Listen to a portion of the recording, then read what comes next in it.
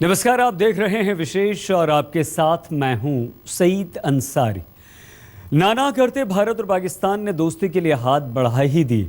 इस्लामाबाद में विदेश मंत्री सुषमा स्वराज ने साफ कर दिया कि दोनों देशों के बीच रिश्ते सुधारने के लिए समग्र वार्ता होगी, जिसकी रूपरेखा दोनों देशों के विदेश सचिव बनाएंगे।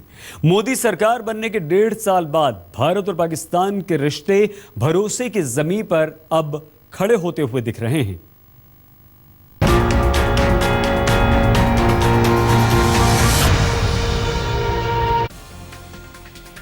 विदेश मंत्री सुषमा स्वराज पाकिस्तान के प्रधानमंत्री नवाज शरीफ के विदेशी मामलों के सलाहकार सरताज अजीज के साथ द्विपक्षीय बातचीत के बाद मीडिया से रूबरू हुई तो दोनों देशों के बीच नए रिश्तों के एहसास से लबरेज होकर ने तय किया है कि हम नए सिरे से उसको कॉम्प्रिहेंसिव बायलैटरल डायलॉग कहेंगे।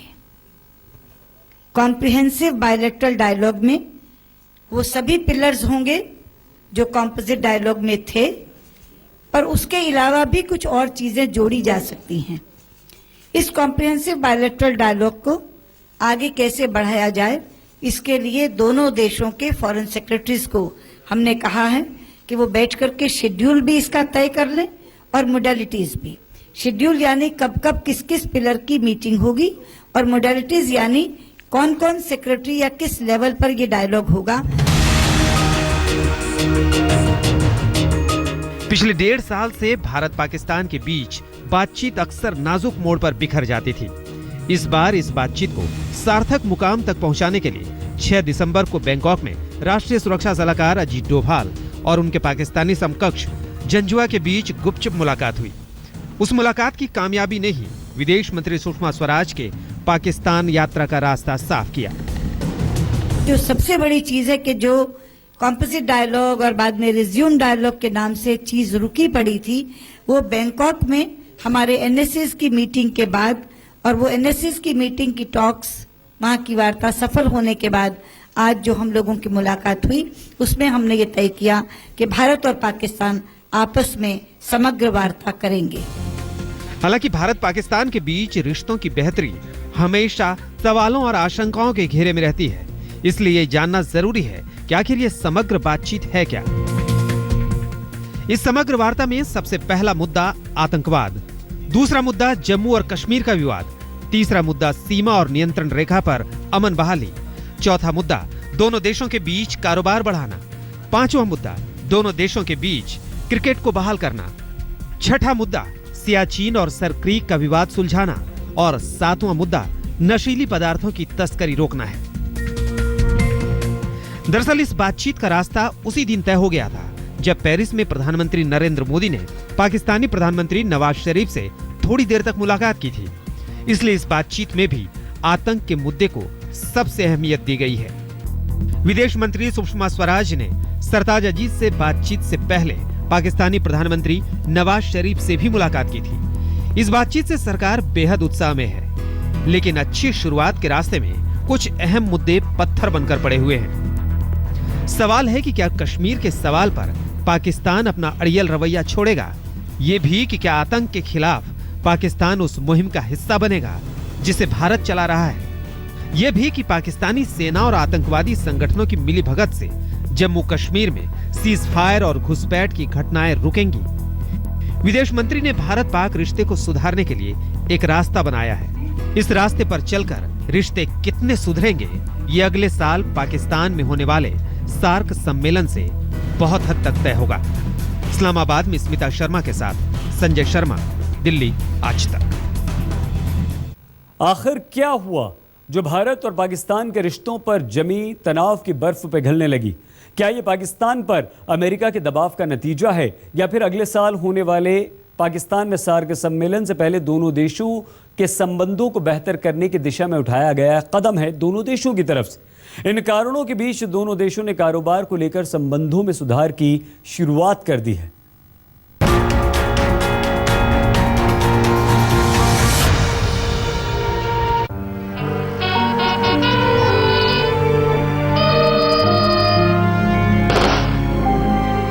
कुपवाड़ा में पाकिस्तान के भेजे घुसपैठियों और आतंकवादियों से मुकाबला करते हुए शहीद होने वाले कर्नल संतोष महाडिक की चिता की राख अभी ठंडी नहीं हुई है।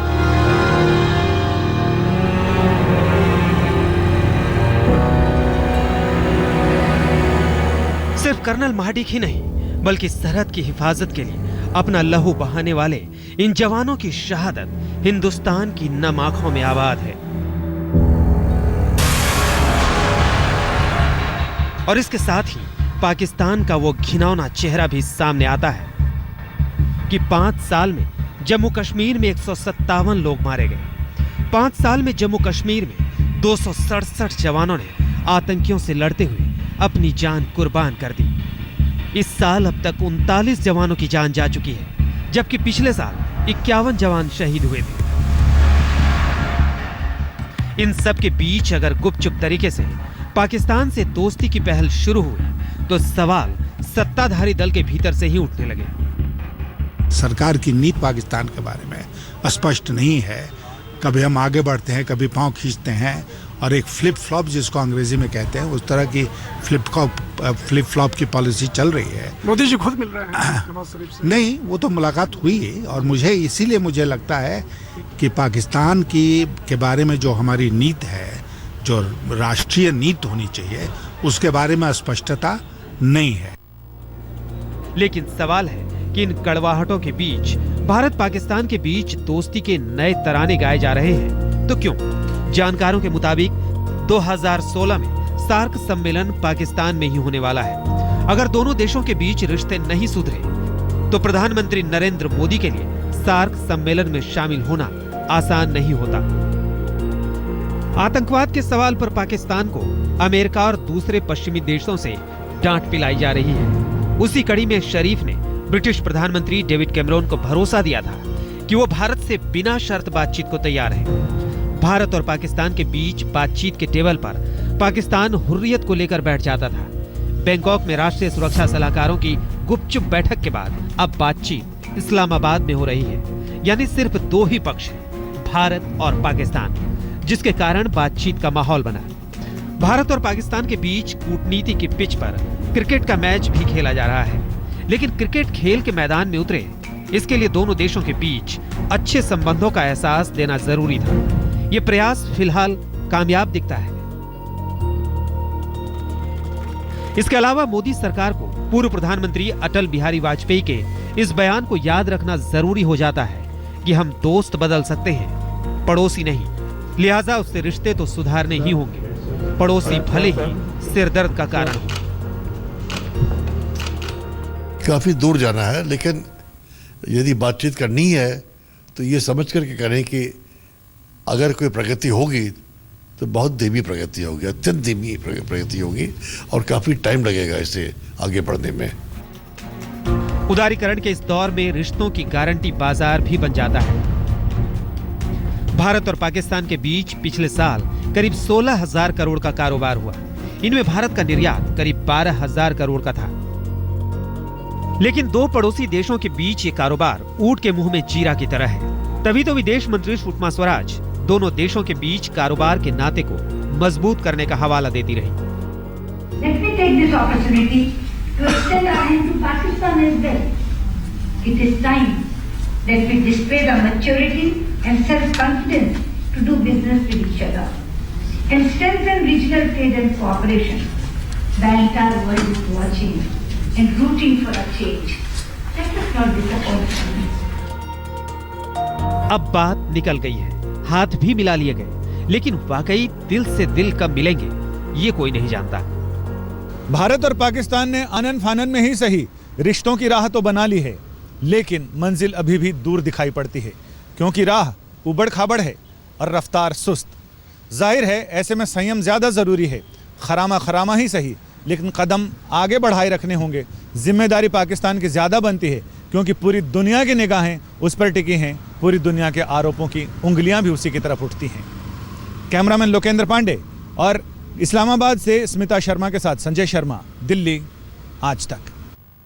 आज भारत और पाकिस्तान दोनों के हुक्मरान गदगद हैं, लेकिन भारत को अब भी फूंक फूंक कर कदम रखना होगा। आज़ादी के बाद से ही पाकिस्तान का हर कदम धोखे से भरा रहा है।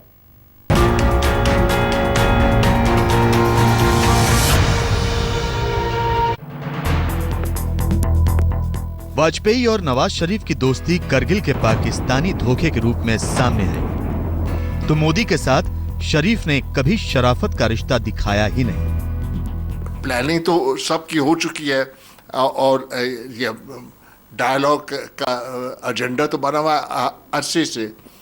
होता यह है कि रुकावटें जो आती हैं वो अचानक आ जाती हैं, उसमें लीडरशिप की ज़रूरत होती है कि वो दिखाएं कि हम आगे बढ़ने के लिए तैयार हैं। अगर आज भी पाकिस्तान पर हिंदुस्तानी भरोसा जमता नहीं तो इसके पीछे पाकिस्तान की धोखेबाजी और आतंक की करतूतें हैं। 1999 में तत्कालीन प्रधानमंत्री वाजपेयी दोस्ती की बस लेकर लाहौर गए थे, लेकिन जवाब में मिला तो करगिल का युद्ध।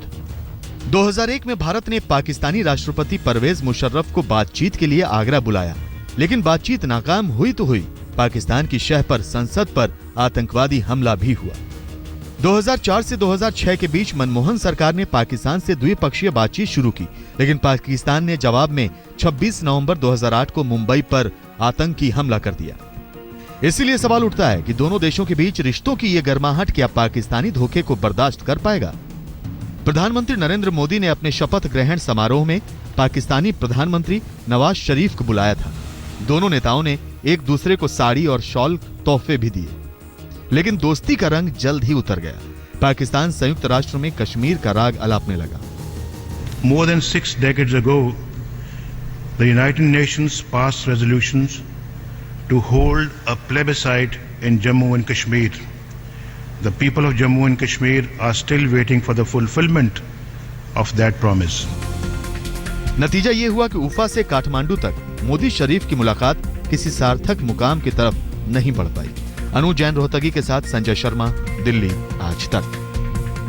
भारत और पाकिस्तान के बीच दोस्ती की गाड़ी को अक्सर पाकिस्तानी फौज पंक्चर कर देती है। इस बार अगर बातचीत कामयाब हो सकती है तो इसकी वजह सेना का बदला हुआ रुख भी हो सकता है। नवाज शरीफ के राष्ट्रीय सुरक्षा सलाहकार से ज्यादा सेना प्रमुख राहिल शरीफ के करीबी हैं और उनका भारतीय एनएसए से बातचीत संबंधों को मजबूती दे सकता है।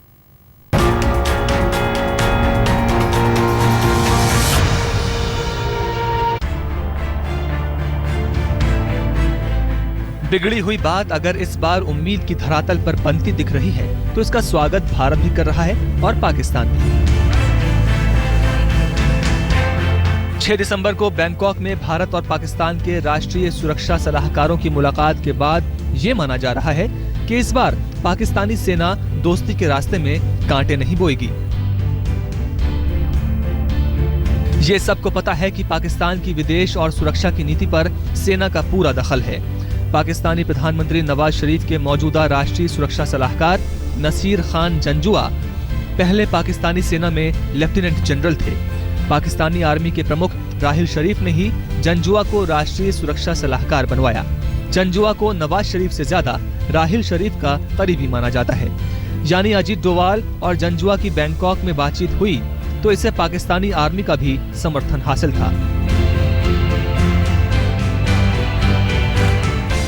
अगर पाकिस्तानी फौज ने दोनों देशों के रिश्ते सुधारने में थोड़ी भी सकारात्मक भूमिका निभाई तो अगले साल सार्क सम्मेलन तक भारत पाकिस्तान संबंधों की नई जमीन पर खड़े होंगे।